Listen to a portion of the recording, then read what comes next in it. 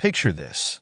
You're engrossed in a conversation, fully attentive as a friend shares their recent struggles. A question forms in your mind, something crucial to ask, but you decide to hold on to it until they finish. The moment they pause, you reach for that thought, only to find it gone. It slips through your mental grasp like sand through fingers, leaving you scrambling to recall it. You laugh it off, saying, "If it's important, it'll come back." Yet hours later, that fleeting idea remains elusive. We've all experienced this, a forgotten thought teasing us at the edges of memory. But where do those thoughts go? If we are supposedly in control of our minds, how can ideas vanish so suddenly?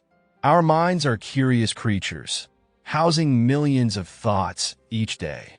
Some stick around, while others fade away. It often seems random, but there's an underlying process at work. Memories, once formed, are stored across different regions of the brain. Research suggests that newly formed memories first find a home in the hippocampus, an intricate structure nestled deep within our brain's core. The hippocampus serves as a temporary holding space, gradually transferring memories to more permanent storage areas like the neocortex during sleep. Yet, not all memories take this same journey. When we talk about short-term memories, like a question we think of during a chat or a grocery list we didn't bother writing down, they're stored as patterns of neural activity. In this fleeting state, synapses become active. The more frequently these pathways are used, the stronger they grow, reinforcing the memory. However, our brains are wired to prioritize energy use, meaning that as we focus on something new, other connections weaken. Imagine this scenario again.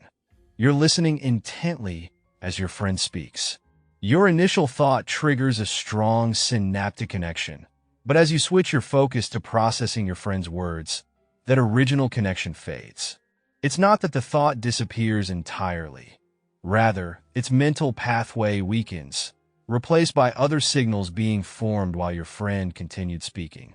It's as if the brain puts that original thought on hold, shifting its attention to accommodate the new incoming information. When night falls and our minds unwind, a different story unfolds. The brain quiets its buzzing activity, with fewer signals competing for attention. This quieter state allows those temporarily sidelined thoughts to reemerge. Ever noticed how a random memory pops into your head while drifting off to sleep?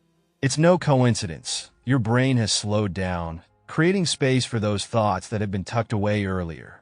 It's also intriguing to consider how our emotional brain regions factor into memory retention. The amygdala, responsible for processing emotions, stores memories tied to significant feelings, whether joy, sorrow, or fear. This makes emotionally charged memories easier to access because they are linked to the amygdala's potent signals. Even if years pass, a certain smell, sound, or familiar situation can revive these forgotten memories, stirring snippets long buried as your brain rekindles the original neural patterns. However, as fascinating as these mechanisms are, our understanding remains incomplete.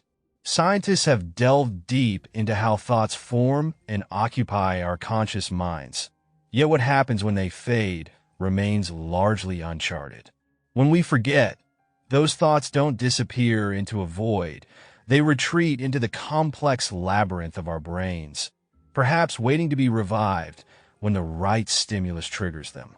Memories and thoughts might seem ephemeral, but they leave traces.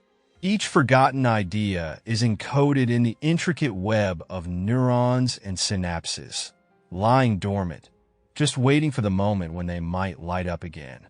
So the next time a thought slips away, take solace in knowing it hasn't truly vanished. It's stored somewhere deep within your mind, patiently awaiting rediscovery.